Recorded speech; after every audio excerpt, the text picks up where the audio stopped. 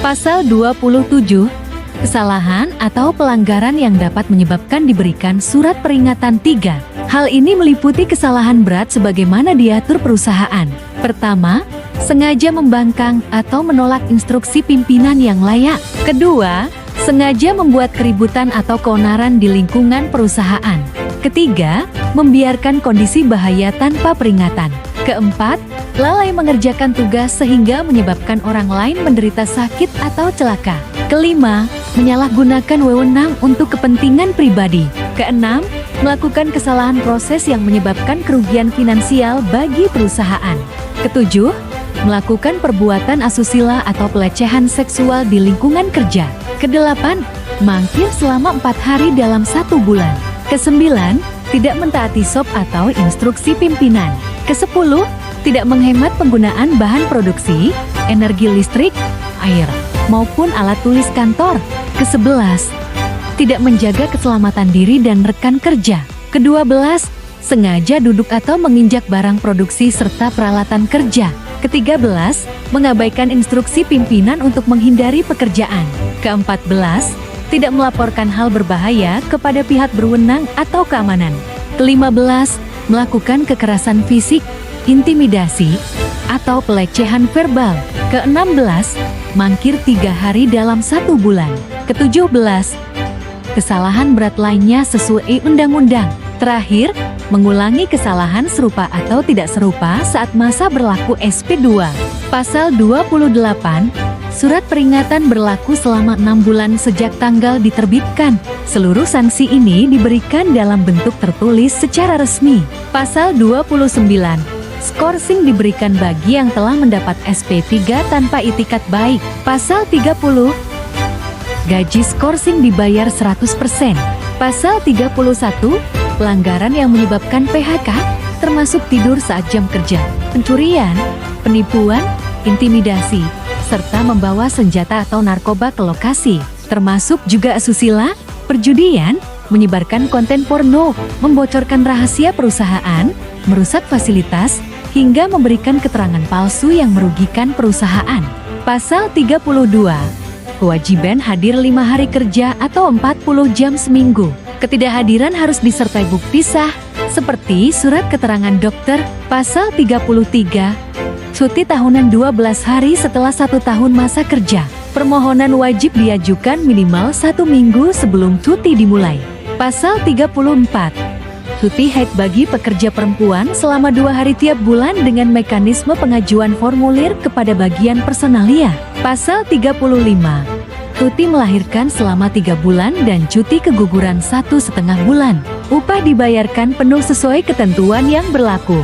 Pasal 36, cuti bagi suami saat istri melahirkan atau keguguran selama 2 hari kerja dengan melampirkan surat keterangan medis. Pasal 37, cuti menikah selama 3 hari. Pasal 38, cuti hitan atau baptis anak selama 2 hari kerja bagi yang memiliki keturunan.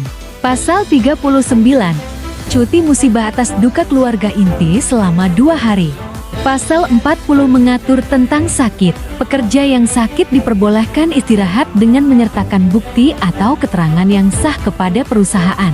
Bukti tersebut berupa surat dokter, salinan resep, dan bukti pembayaran yang diserahkan ke bagian personalia saat pertama kali masuk bekerja. Tanpa bukti sah, pekerja dianggap mangkir. Namun, jika syarat terpenuhi, upah selama sakit akan tetap dibayarkan sebesar 100%. Pasal 41 mengenai izin di luar tanggungan.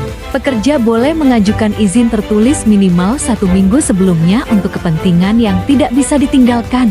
Pasal 42, mutasi karyawan. Perusahaan berhak melakukan mutasi untuk penyegaran dan peningkatan produksi atau sebagai bentuk pembinaan disiplin karyawan.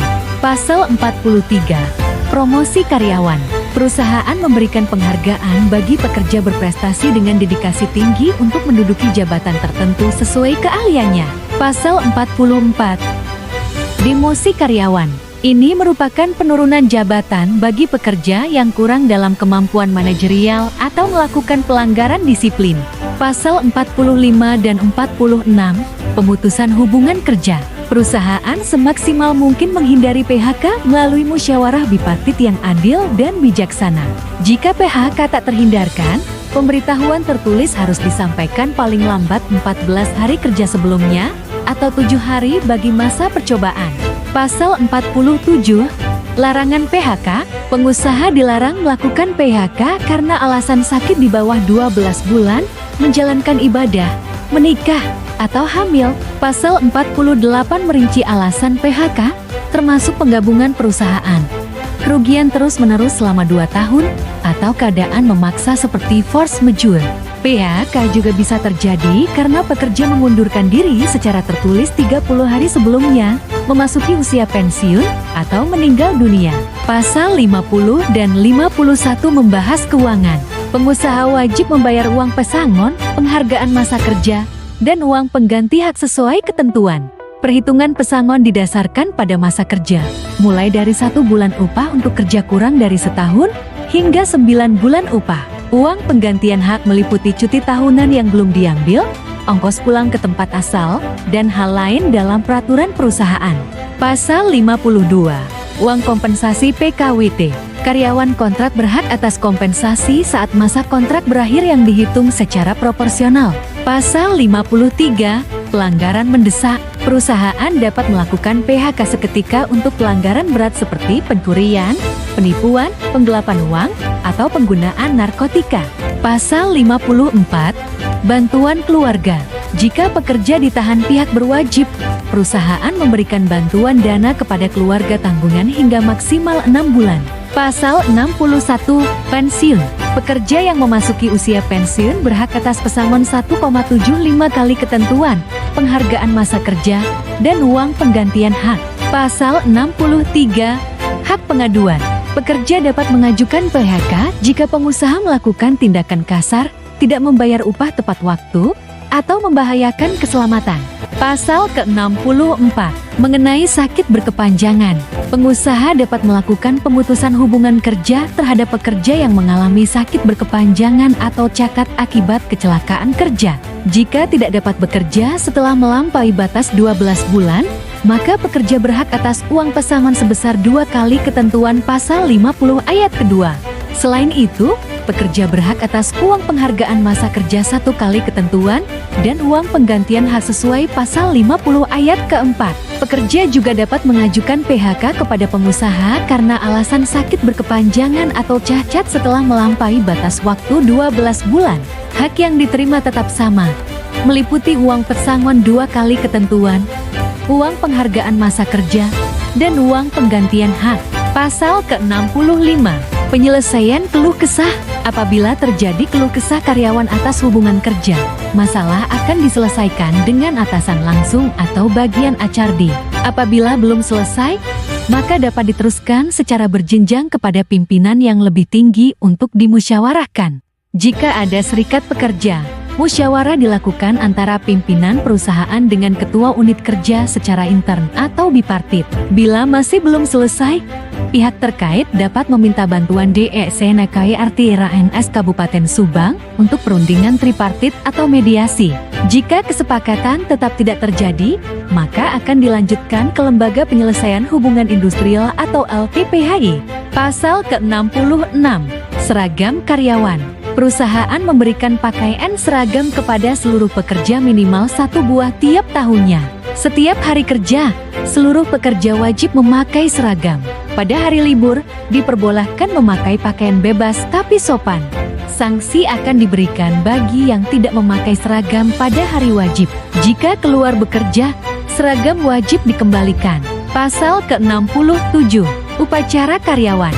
Setiap hari Senin tiap-tiap bulan, seluruh pekerja mengikuti upacara rutin mingguan yang dilaksanakan oleh perusahaan. Pasal ke-68. Karyawan teladan atau berprestasi. Perusahaan memberikan penghargaan berupa hadiah bagi pekerja yang tidak pernah absen selama 1 tahun berturut-turut. Pasal ke-69. Koperasi karyawan. Perusahaan mendukung berdirinya koperasi karyawan di lingkungan perusahaan. Pasal ke-70. Rekreasi karyawan. Perusahaan menyelenggarakan program rekreasi sesuai dengan kemampuan perusahaan. Pasal ke-71. Olahraga karyawan. Perusahaan menyediakan fasilitas olahraga yang dilakukan di luar jam kerja.